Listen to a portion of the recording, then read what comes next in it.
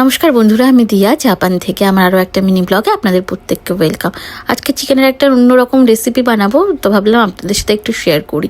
তার জন্য প্রথমেই লাগছে পোস্ত, সাদা জিরে, এলাচ, কাজু, এটা জায়ফলের গুঁড়ো, তার সাথে আছে গোলমরিচ। এই সবটাকে একসাথে ব্লেন্ড করে নিতে হবে। তার আগে চলুন আর একটা পেস্ট বানাবো। তার জন্য এখানে আদা, রসুন, পেঁয়াজ একটু জল দিয়ে আমি মাইক্রো ওভেনে 1 মিনিটের জন্য জাস্ট ঘুরিয়ে নেব। এটা আপনারা চাইলে সসপ্যানে একটু সিদ্ধ করে নিতে পারেন। তারপরে ওই পেস্টটা আমি বানিয়েছি কাঁচা লঙ্কার সহযোগে, আর এদিকে কিন্তু ওই যে গোলমরিচ, কাজু, পোস্তর যে পেস্টটা সেটাও রেডি করে ফেলেছি। আর এখানটাতে চিকেন আমি ধুয়ে রেডি করেছি। এখানে কড়াইতে দিয়েছি সাদা তেল আর ঘি, আর ফোড়নে দেব আমি সাদা জিরে দেওয়ার পরে আমি যেই মাংসটা ধুয়ে রেখেছি সেই মাংসটাকে কিন্তু অ্যাড করে দেব, আর তার সাথে দিয়ে দেব পরিমাণ মতো নুন আর কাশ্মীরি লঙ্কার গুঁড়ো। সেটা দিয়ে মাংসটা একটু ভাজা করে নেব। তো যাই হোক, এটা বানাচ্ছি কেন সেটা একটু বলি চলুন। গত 12ই মার্চ অর্থাৎ বুধবার আমাদের দুজনের রেজিস্ট্রি অ্যানিভার্সারির 6 বছর পূর্ণ হয়েছে। কিন্তু দুজনেরই কাজের এত প্রেশার যে দুজনেই বেমালুম ভুলে গিয়েছি।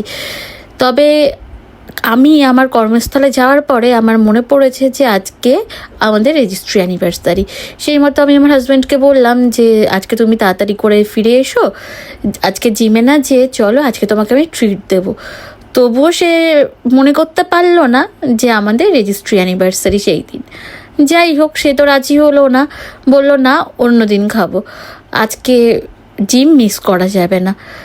তাতে কি, আমি ঝটপট বাড়ি চলে এসে বানিয়ে ফেললাম চিকেনের একটা নতুন রেসিপি। আর সেই রেসিপিটাই এই যে আপনাদের সাথে শেয়ার করছি। এভাবেই ছোট্ট করে একটু সেলিব্রেট করলাম, যদিও তারপরেও কিন্তু তার মনে পড়েছিল না যে আজকের দিনটি আসলে কী দিন। যাই হোক, এখন গল্পের থেকে আবার রান্নায় ফেরা যাক। মাংসটাকে আমি 10 মিনিট মতো একটু ভেজে নিয়েছি হাই ফ্লেমেই। যখন গায়ে একটু ভাজার রং ধরবে তখন ওই যে পেঁয়াজ, আদা, রসুন, কাঁচা লঙ্কা যে পেস্টটা করেছিলাম সেই পেস্টটা দিয়ে দিলাম। আচ্ছা, এখানে বলে রাখি, কাঁচা লঙ্কা কিন্তু সিদ্ধ করতে হবে না, কাঁচা লঙ্কাটা নর্মাল দিলেই হবে। আর এখানে মূলত ঝালটা হবেই কাঁচা লঙ্কা আর গোলমরিচের, তাই জন্যই কিন্তু আমি প্রথমে নুন আর কাশ্মীরি লঙ্কার গুঁড়ো অ্যাড করেছিলাম রঙের জন্য।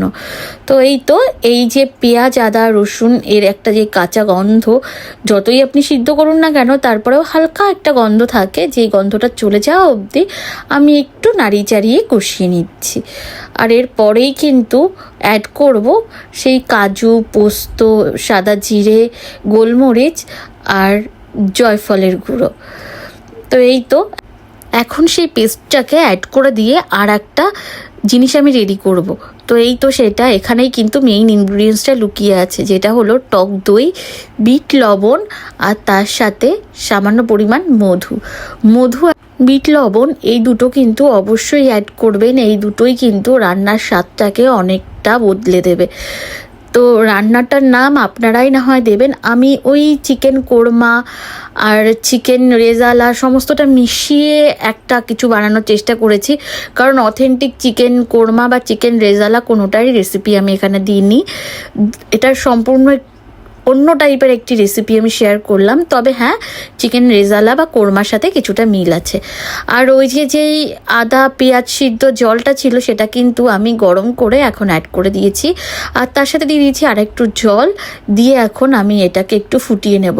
আচ্ছা, এখানে বলে রাখি, এটা কিন্তু ভাত, বিরিয়ানি, রুটি, ফ্রাইড রাইস সব কিছু দিয়েই খাওয়া যাবে। তবে হ্যাঁ, যদি আপনারা বিরিয়ানি, ফ্রাইড রাইস বা রুটির সাথে খান সেক্ষেত্রে আপনারা এতটা জল দেবেন না। ওই যে প্রথম আমি 1 বাটি জল দিলাম, সেটুকু জল দিয়েই একটু ধিমে আঁচে রান্না করবেন, তাতে করেই মাংসটা পুরো সিদ্ধও হয়ে যাবে আর গ্রেভিটাও খুব সুন্দর হয়ে যাবে। আর এখন এই যে অনেকক্ষণ পর আবার আমি ঢাকনাটা সরিয়ে দেখলাম এটা প্রায় হয়ে এসছে, আর গ্রেভিটাও আমার পছন্দসই রয়েছে। তো আমি এইটুকু গ্রেভি রাখবো, কারণ আর একটা দাদাকেও দেওয়ার ছিল, যে কারণে আমি এই পরিমাণে গ্রেভিটা রাখছি। আর এখন দিয়ে দিচ্ছি উপর থেকে শাহি গরম মশলা। ব্যাস, তাহলেই কিন্তু রান্নার ডান। আর আমার যেই মুসলিম দর্শকরা আছেন তাদের উদ্দেশ্যে বলবো, আপনারা এই রমজান মাসে অবশ্যই রেসিপিটা একবার ট্রাই করবেন। আশা করি রেসিপিটা ভালোই লাগবে। তো রেসিপিটা কেমন লাগলো আপনাদের সেটা কিন্তু অবশ্যই কমেন্ট করে জানাবেন। সবাই ভালো থাকবেন, সুস্থ থাকবেন। দেখা হবে খুব শিগগিরই আরও একটা নতুন রেসিপির সাথে। আর হ্যাঁ, যদি এই রেসিপিটা ভালো লাগে তাহলে একটু লাইক শেয়ার করবেন, কমেন্ট করতে ভুলবেন না।